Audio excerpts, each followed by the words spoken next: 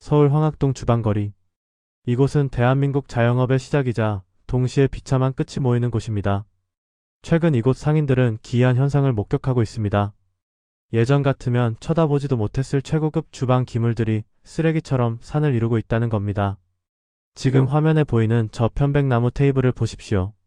옹이 하나 없는 최고급 히노키로 만들어진 1년 전만 해도 강남 청담동이 한 고급 오마카세 식당 한가운데서 위용을 뽐내던 물건입니다. 일본 장인이 깎았다는 저 테이블 하나 가격만 수천만 원을 호가했습니다. 저 위에서 셰프는 1인당 20만원짜리 초밥을 쥐었고 손님들은 성공한 자신의 인생을 저 테이블 위에 올려두고 사진을 찍었습니다. 하지만 지금은 어떻습니까? 누군가의 꿈이었고 누군가의 과시였던 저 나무판자는 이제 차가운 길바닥에서 헐값에 팔리기만을 기다리는 신세가 되었습니다. 인테리어에만 3억을 쏟아부었던 그 식당 사장님은 폐업하던 날 철거비 300만원이 없어서 저 귀한 테이블을 그냥 고물상에 넘기며 눈물을 흘렸다고 합니다. 불과 1년, 아니 6개월 전의 일입니다. 예약이 너무 힘들어요. 스강 신청 성공했습니다. 라며 환호하던 그 많던 목소리들은 다 어디로 갔을까요? 한때 성공의 상징이라 불리며 우후죽순 생겨났던 하이엔드 식당들. 지금 그곳엔 재료 소진이라는 안내문 대신 임대문이라는 붉은 글씨만이 붙어 있습니다. 우리는 지난 영상에서 골프채가 당근마켓에 쏟아지고 캠핑 장비가 헐값에 팔려나가는 현상을 목격했습니다. 그때까지만 해도 많은 사람들은 이렇게 생각했습니다. 경기가 어려우니 취미생활 정도는 줄일 수 있지. 하지만 지금 벌어지고 있는 일은 차원이 다릅니다. 먹고 마시는 것, 인간의 가장 기본적인 욕구인 식문화에서조차 거품이 터지기 시작했기 때문입니다. 이것은 단순한 불황의 신호가 아닙니다. 대한민국의 화려했던 소비의 시대가 완전히 끝났음을 알리는 일종의 사망 선고와도 같습니다. 안녕하십니까? 경제의 이면을 날카롭게 파헤치는 채널 부자습관입니다. 여러분, 혹시 최근에 인스타그램을 보면서 뭔가 달라졌다는 느낌 못 받으셨습니까? 매일같이 올라오던 화려한 호텔 뷔페, 10만원짜리 케이크, 셰프가 쥐어주던 우니 초밥 사진들. 확실히 예전보다 덜 보이지 않나요? 그 빈자리를 채운 건 무엇입니까? 편의점 도시락 꿀조합, 냉장고 파먹기, 무지출 챌린지 같은 생존을 위한 처절한 기록들입니다. 오늘 우리는 대한민국 식탁 위에서 벌어지고 있는 이 기이하고도 슬픈 현상을 추적해 보려 합니다. 단순히 장사가 안 된다는 뻔한 이야기가 아닙니다. 이것은 3040 세대의 자존심이었던 미식커세가 무너지는 과정이자 중산층의 라이프 스타일이 송두리째 바뀌고 있다는 증거이기 때문입니다. 시계를 잠시 2년 전으로 돌려보겠습니다. 코로나가 끝나고 보복 소비가 폭발하던 2023년, 대한민국은 그야말로 미식의 광기에 휩싸여 있었습니다. 점심 한 끼에 5만원, 저녁엔 10만원이 넘는 코스 요리를 먹기 위해 대학생들이 줄을 섰습니다. 월급 250만원을 받는 사회초년생이 한 끼에 30만원짜리 호텔 뷔페를 가면서도 전혀 주저함이 없었죠. 왜냐고요? 그곳은 밥을 먹으러 가는 곳이 아니었으니까요. 자신의 가치를 증명하고 SNS에 전시할 입장권을 끊으러 가는 곳이었습니다. 나 이 정도는 먹고 살아. 나 이렇게 대접받는 사람이야. 그 달콤한 허세 속에서 우리는 잠시 잊고 있었습니다. 이 화려한 파티의 청구서가 언젠가는 날아올 것이라는 사실을 말입니다. 그리고 2026년 현재 드디어 그 청구서가 도착했습니다. 하지만 그 청구서의 금액은 우리가 예상했던 것보다 훨씬 더 가혹했습니다. 고금리라는 파도가 덮쳤고 물가라는 태풍이 불어닥쳤습니다. 내 월급 빼고 모든 것이 다 올랐다는 말이 피부를 뚫고 뼈에 사무치는 시기입니다. 영혼까지 끌어모아 샀던 집은 하우스푸어라는 족쇄가 되었고 가볍게 생각했던 마이너스 통장은 이제 숨통을 조여오는 올가미가 되었습니다. 자, 이제 사람들은 선택해야 합니다. 이자 낼 돈을 아껴서 오마카세를 갈 것인가, 아니면 살아남기 위해 자존심을 버릴 것인가. 결과는 처참했습니다. 가장 먼저 버려진 것은 역설적이게도 그들이 가장 사랑했던 보여주기식 식사였습니다. 골프채는 팔아서 현금이라도 챙길 수 있지만 뱃속으로 들어간 10만원짜리 초밥은 남는 게 없으니까요. 지금부터 보여드릴 세 가지 붕괴 현장은 단순히 한 산업의 몰락이 아닙니다. 대한민국 중산층의 꿈이 짐으로 변해버린 가장 적나라한 현장 보고서입니다. 첫 번째 붕괴 현장, 바로 엔트리급 오마카세입니다. 여러분, 엔트리라는 단어와 오마카세라는 단어가 붙어있는 것 자체가 모순이라는 생각 안 해보셨습니까?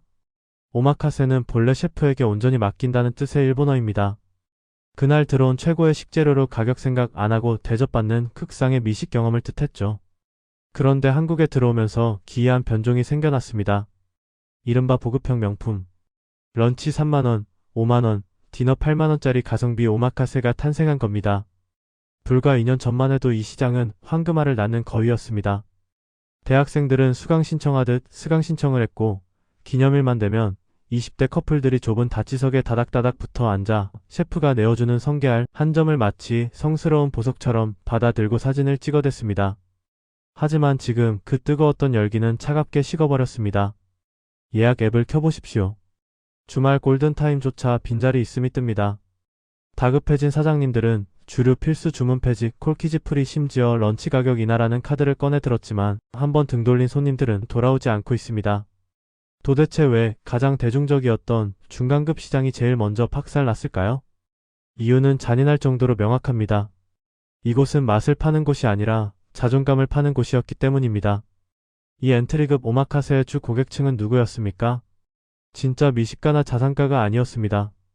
월급 250만원, 300만원을 받는 사회초년생 혹은 용돈을 모아온 대학생들이었습니다. 이들에게 1인당 8만원이라는 돈은 단순히 밥값이 아니었습니다.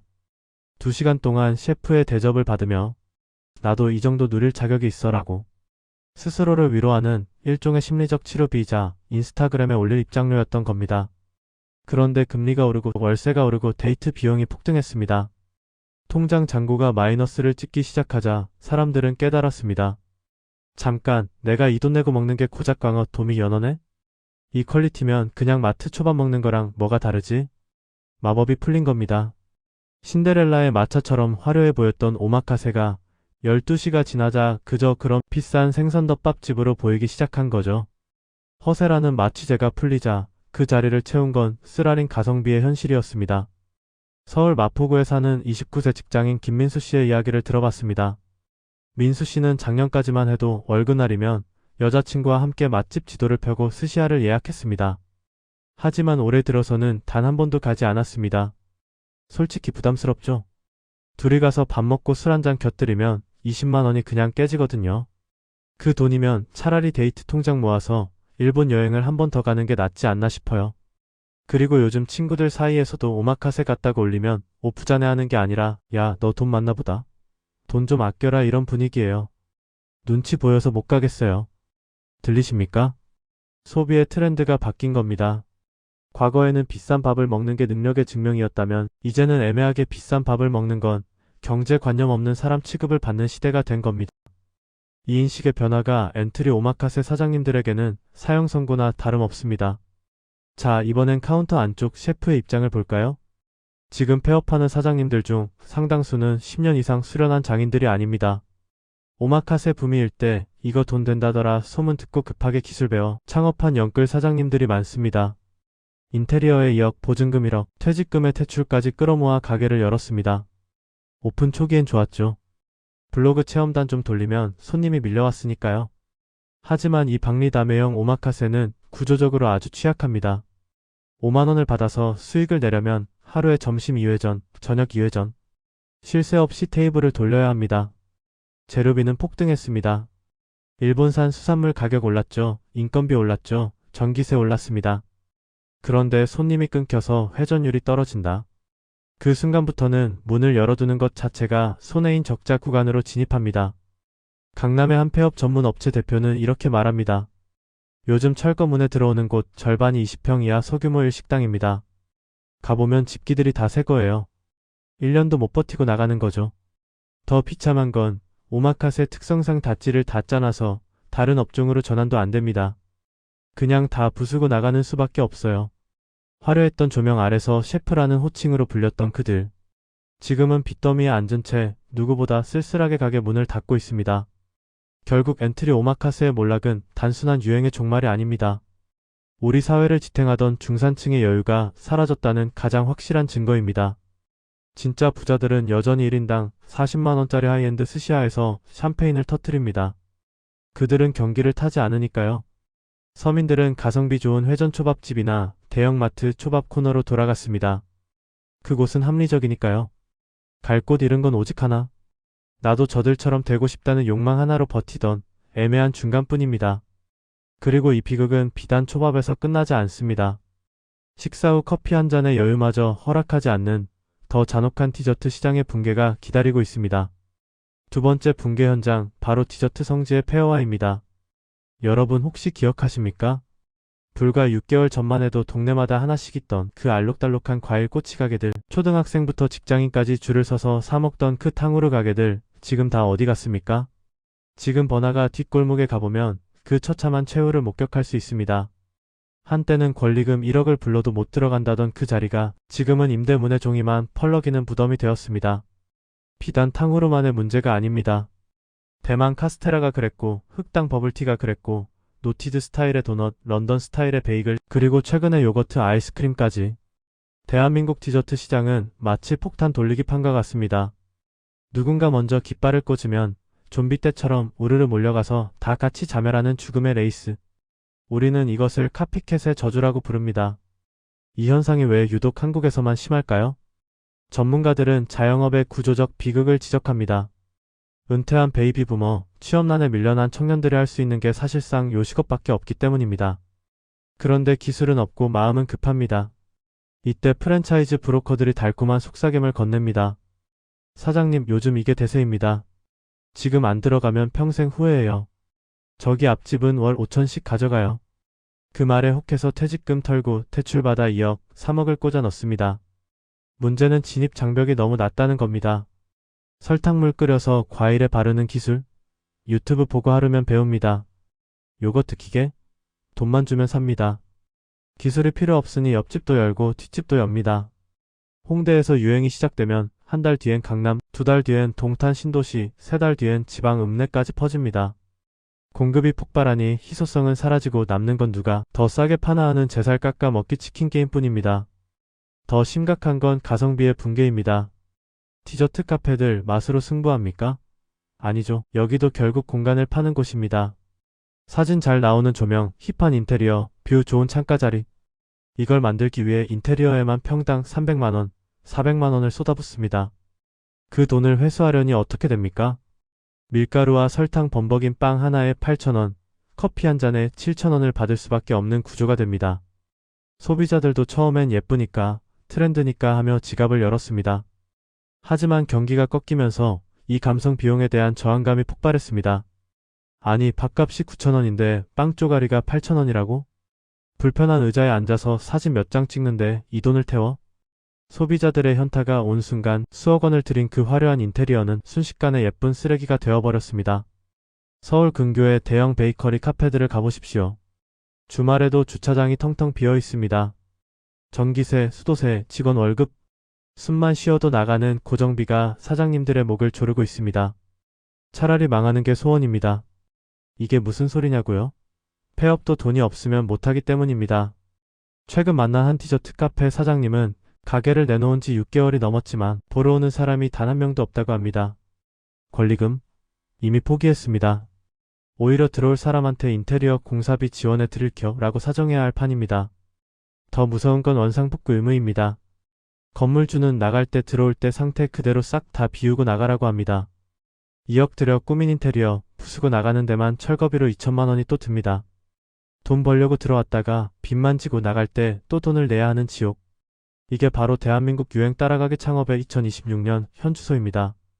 탕후루 꼬치가 쌓여있던 쓰레기통 옆에는 이제 사장님들의 눈물 젖은 폐업 신고서가 쌓이고 있습니다. 자, 오마카세도 무너졌고 디저트 카페도 박살났습니다. 먹는 것, 마시는 것, 즐기는 것. 우리가 소확행이라 불렀던 그 작은 사치들이 왜 하필 지금 동시에 붕괴하는 걸까요? 단순히 유행이 지나서일까요? 아닙니다. 이건 거대한 경제적 쓰나미가 몰려오고 있다는 전조 증상입니다. 이제 우리는 이 현상의 진짜 원인, 그 뼈아픈 경제적 진실을 마주해야 할 시간입니다. 세 번째이자 가장 근본적인 원인, 바로 현실의 역습입니다. 도대체 왜 하필 지금 이 시점에 모든 거품이 동시에 터지는 걸까요? 그 답은 여러분의 지갑 속에 있는 영수증에 있습니다. 지금 대한민국 직장인들의 점심 풍경이 바뀌었습니다. 오늘 뭐 맛있는 거 먹을까? 가 아니라 오늘 어디가 제일 싸지? 가 대화의 주제가 됐습니다. 국밥 한 그릇에 11,000원, 냉면 한 그릇에 15,000원. 내 월급은 그대로인데 밥값은 30%, 40%가 뛰었습니다. 이른바 런치플레이션의 공습입니다. 점심값 1,000원 아끼려고 편의점 도시락을 찾아 헤매는 사람이 퇴근하고 저녁에 10만원짜리 오마카세를 예약할 수 있을까요? 불가능합니다. 심리적인 가격 저항선이 무너진 겁니다. 낮에는 생존을 걱정하는 사람이 밤에 허세를 부릴 수는 없는 노릇이니까요. 여기에 결정타를 날린 것이 바로 전 국민적인 현타, 즉 현실 자각 타임입니다. 지난 몇 년간 우리는 집단 최면에 걸려 있었습니다. 부동산이 폭등하고 주식이 오를 때 우리는 나도 곧 부자가 될 수 있다는 착각 속에 살았습니다. 그래서 미래의 소득을 당겨와서 명품을 사고 파인 다이닝을 즐겼습니다. 하지만 금리가 오르고 자산 거품이 꺼지자 최면이 풀렸습니다. 눈을 떠보니 남은 건 추억이 아니라 갚아야 할 빚뿐이었습니다. 영끌에서 산 아파트 이자는 2배로 뛰었고 생활비는 천정부지로 솟았습니다. 인스타그램 속 남들의 화려한 삶을 따라가려다 내 삶의 기반이 흔들리고 있다는 걸 뒤늦게 깨달은 겁니다. 그 순간 2030 세대의 뇌구조가 바뀌었습니다. 한번 사는 인생 즐기자에서 이러다 늙어서 폐지 죽는다는 공포로 말이죠. 그 증거가 바로 최근 유행하는 거지방과 무지출 챌린지입니다. 불과 1년 전만 해도 오늘 오마카세 플렉스했어라고 올리면 부럽다, 멋지다는 댓글이 달렸습니다. 지금은 어떨까요? 오히려 철없다, 그 돈이면 적금을 들어라라는 비웃음을 삽니다. 이제는 돈을 쓰는 게 힙한 게 아니라 돈을 안 쓰는 게 능력인 시대가 왔습니다. 젊은 층 사이에서 과시소비는 더 이상 부러움의 대상이 아니라 경제관념 없는 호구의 상징이 되어버렸습니다. 이 거대한 트렌드의 변화 앞에서 어중간한 가격에 어중간한 분위기를 팔던 인스타용 식당들은 설 자리를 잃을 수밖에 없습니다. 소비자들은 이제 냉정하게 묻습니다. 이게 내 생존에 필요한가? 아니면 그냥 사진 찍기용인가? 후자라면 가차없이 지갑을 닫아버립니다. 결론적으로 지금 벌어지는 일은 단순한 불황이 아닙니다. 대한민국 소비시장에서 허리가 끊어지는 현상입니다. 보세요. 1인당 30만원, 40만원 하는 특급 호텔 뷔페는 여전히 예약 전쟁입니다. 진짜 부자들은 금리가 오르든 말든 타격이 없으니까요. 반대로 1,000원짜리 빵을 파는 저가 베이커리나 다이소 같은 초저가 매장은 역대 최대 매출을 찍고 있습니다. 살아남은 건 초고가 아니면 초저가뿐입니다. 죽어나가는 건 그 사이에 낀 어중간한 자영업자들과 중산층의 흉내를 내던 서민들입니다. 우리가 알던 적당히 벌어서 적당히 즐기는 삶, 그 평범한 행복의 기준이 무너지고 있는 겁니다. 다시 황학동 거리로 돌아와 봅니다. 이곳에 쌓여있는 저 수많은 의자와 테이블들. 저건 단순히 버려진 가구가 아닙니다. 누군가의 퇴직금이었고 누군가의 청춘이었으며 한때는 우리 모두가 열광했던 욕망의 껍데기들입니다. 골프채를 던지고 텐트를 팔고 이제는 먹는 즐거움마저 포기해야 하는 시대. 거품이 꺼진 자리에는 빚더미에 앉은 자영업자의 한숨과 지갑을 닫아버린 소비자의 불안만이 남았습니다. 하지만 기억해야 합니다. 이 붕괴는 누구의 탓도 아닌 우리 모두가 함께 만들어낸 환상이었다는 것을요. 남들만큼은 보여줘야 한다는 강박, 뒤처지면 안 된다는 불안이 만든 그 거대한 신기로가 거치고 있는 중입니다. 화려했던 파티는 끝났습니다. 이제 청구서를 받아든 우리는 이 차가운 현실 위에서 어떻게 살아가야 할까요? 텅 빈 식당들을 바라보며 여러분은 어떤 생각이 드십니까? 댓글로 여러분의 이야기를 들려주세요. 지금까지 경제의 이면을 읽어주는 부자습관이었습니다. 시청해주셔서 감사합니다.